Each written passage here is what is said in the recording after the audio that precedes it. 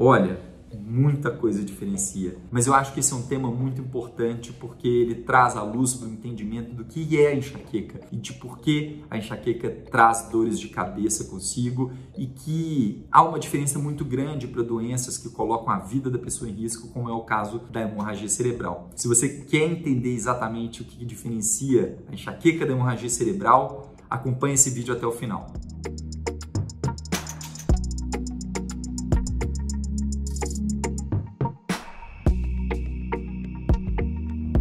Olá, eu sou Márcio Natan, sou neurologista, ajudo pessoas que sofrem com dores de cabeça aqui no meu consultório, na minha prática do dia a dia, que buscam uma qualidade de vida melhor a cuidar da sua saúde. E aqui no nosso canal eu tenho o objetivo de trazer informações que são científicas, que são informações confiáveis, mas com uma linguagem que seja mais acessível para você que busca compreender um pouco mais sobre dores de cabeça. E hoje eu vou falar um pouco sobre a diferença primária, a diferença básica entre enxaqueca e hemorragia cerebral. Por que dessa diferença? Por que é importante abordar isso? Porque, veja, ambas as condições, tanto a enxaqueca quanto a hemorragia cerebral, são capazes de gerar dores de cabeça fortíssimas. Ou seja, não é ser uma dor de cabeça forte que diferencia a hemorragia cerebral da enxaqueca. Então, o que é que diferencia? Essa é uma preocupação de muitas pessoas que, por exemplo, procuram o pronto-socorro com uma dor muito forte porque falam assim, não, uma dor dessa intensidade só posso estar aqui no meio de um AVC. Só que veja, a gente vai falar sobre as diferenças para você compreender isso. Antes de começar a falar sobre cada um deles, eu quero usar dois nomes científicos aqui para você entender um conceito básico extremamente importante. Um é cefaleia primária, outro é cefaleia secundária. Eu vou explicar o que cada um deles são. Cefaleia é o nome que a gente usa na ciência para toda dor de cabeça. Então, dor de cabeça na ciência é igual a cefaleia. Olha, existem dois grandes grupos de cefaleia.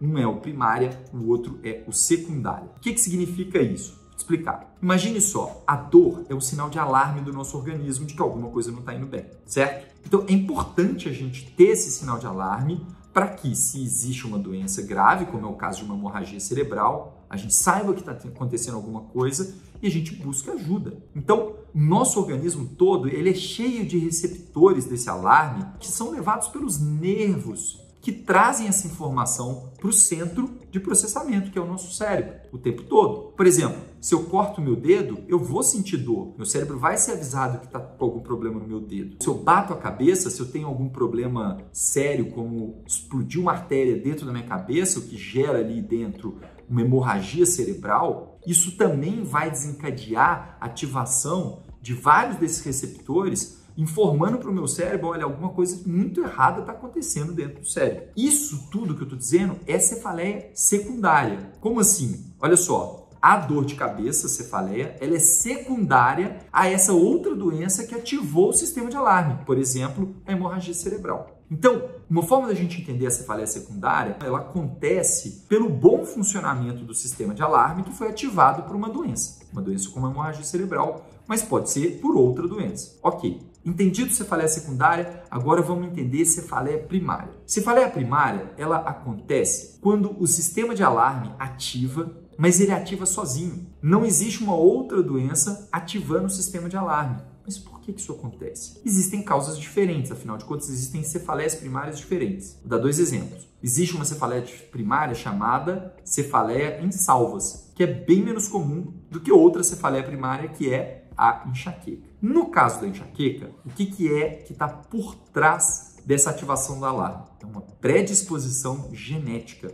Então, a pessoa nasce com algumas características no seu DNA que fazem com que de vez em quando o sistema, começa a ativar sozinho, sem que tenha acontecido nenhuma hemorragia, nenhuma infecção, nenhum trauma, nada. Ou seja, não há uma outra causa secundária para aquela dor de cabeça. Por isso que ela é chamada de cefaleia primária, porque ela por si só é a causa da dor de cabeça. Essa dor de cabeça que acontece, portanto, sem ativação de outras doenças. Vou te contar mais um detalhe interessante. Percebe que se uma pessoa tem uma hemorragia dentro do cérebro, tem uma alteração da estrutura do cérebro, sai o sangue de onde devia estar. E os exames de imagem que a gente tem, os exames de investigação, eles são bons para isso. Uma tomografia vai pegar uma hemorragia dentro do cérebro, por exemplo. Uma ressonância também vai mostrar isso. Ao passo que na enxaqueca não existe uma alteração da estrutura, é o funcionamento dos neurônios que está inadequado por um período transitório. E nem a tomografia nem a ressonância conseguem enxergar o funcionamento dos neurônios. Já parou para pensar? Nem a tomografia nem a ressonância mostram o que uma pessoa está pensando, por exemplo. Assim como não mostram se ela está sentindo ou não dor. É por isso que muita gente fica angustiado, porque quando tem dor de cabeça muito intensa por causa da enxaqueca, faz exames e está tudo normal, fala assim, mas como pode?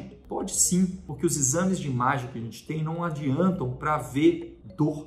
Eles adiantam para ver a alteração da estrutura, que acontece, por exemplo, no caso da hemorragia cerebral, no caso do tumor cerebral, em várias outras doenças, mas não para ver a alteração do funcionamento no caso da enxaqueca. Então, veja, a enxaqueca acontece pelo mau funcionamento do alarme, que tem uma base genética e que é influenciado por outros fatores de vida, como sedentarismo, ansiedade, depressão, excesso de analgésico, entre outras coisas. Agora, existem outras diferenças entre a hemorragia cerebral e a enxaqueca. E elas não estão relacionadas à dor em si, estão relacionadas aos outros sintomas que acontecem junto. É que nem a enxaqueca, nem a hemorragia cerebral tendem a vir sozinhas. No caso da hemorragia cerebral, geralmente, se a gente está tendo um AVC, a gente vai ter alguma alteração, geralmente, de função do cérebro, que a pessoa vai perceber. Pode ser perda de consciência, um desmaio, pode ser fraqueza de um lado do corpo, alteração da sensibilidade de um lado do corpo, alteração da fala, alteração do equilíbrio. E esses são sintomas que, junto com a dor de cabeça, eles vêm e eles tendem a persistir. Há necessidade de procurar ajuda imediatamente nesses casos. Uma dor de cabeça súbita,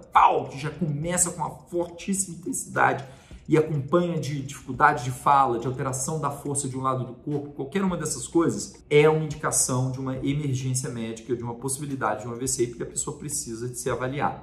Ao passo que a enxaqueca é totalmente diferente. Eu disse que a enxaqueca pode ter dores muito fortes, isso é verdade. A dor, no caso da enxaqueca, pode ser extremamente intensa. Porém, ela nunca começa assim, de uma hora para outra, a pessoa acordada e já começa com uma dor muito, muito forte. Ela não traz esses sintomas fixos de dificuldade de fala, de alteração de força de um lado. Isso que permanece por horas, até por dias, e que vira uma sequela, isso não faz parte da enxaqueca. Quer saber o que a enxaqueca costuma ter junto?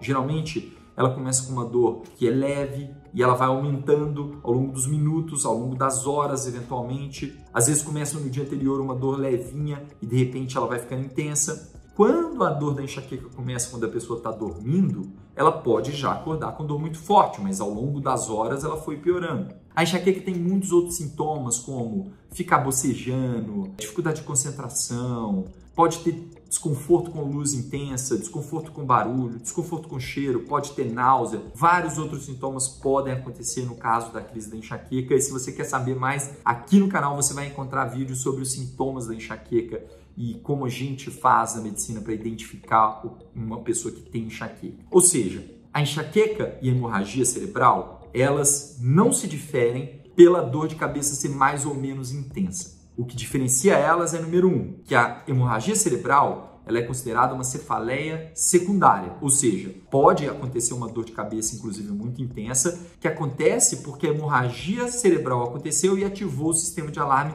que funciona normalmente. Ao passo que a enxaqueca, não há uma alteração estrutural, não há uma doença que está gerando a ativação desse alarme, ela, portanto, acontece pelo mau funcionamento do alarme nos episódios de crise, que, por sua vez, decorre da alteração genética que a pessoa tem e que favorece a manifestação das crises de enxaqueca. Além disso, elas também se diferenciam pelos outros sintomas que acontecem com elas. No caso da enxaqueca, é muito comum desconforto com luz, desconforto com barulho, piora da dor quando faz esforço, dificuldade de concentração, tensão na região do trapézio do pescoço, recorrência desses episódios várias vezes ao longo da vida. Ao passo que no caso da hemorragia, não acontece recorrência várias vezes ao longo da vida. É um episódio e geralmente ele vem acompanhado ou de desmaio, ou de alteração da fala, ou do equilíbrio, ou da força, ou da sensibilidade de um lado do corpo. E isso permanece porque, na verdade, houve uma lesão dentro do cérebro. Entenderam? Há muitas diferenças. E a diferença grande não é em relação à intensidade da dor. É muito importante quem sofre com dor de cabeça compreender essas coisas e é por isso que, se você sofre com dor de cabeça, eu recomendo fortemente procure o médico, para você possa passar por uma avaliação, para que ele possa conhecer a sua história, entender o que causa, no seu caso, as dores de cabeça, poder te orientar sobre o que é importante compreender e fazer para melhorar e recuperar a qualidade de vida, porque esse é o nosso grande objetivo como médicos. Se você gostou desse vídeo, se ele te ajudou a entender um pouco mais sobre dor de cabeça, compartilhe ele e assine lá o nosso canal, ative nosso sininho para você receber as notificações quando a gente trouxer novos vídeos falando sobre dores de cabeça aqui no canal, tá bom? Te vejo no próximo vídeo. Até mais!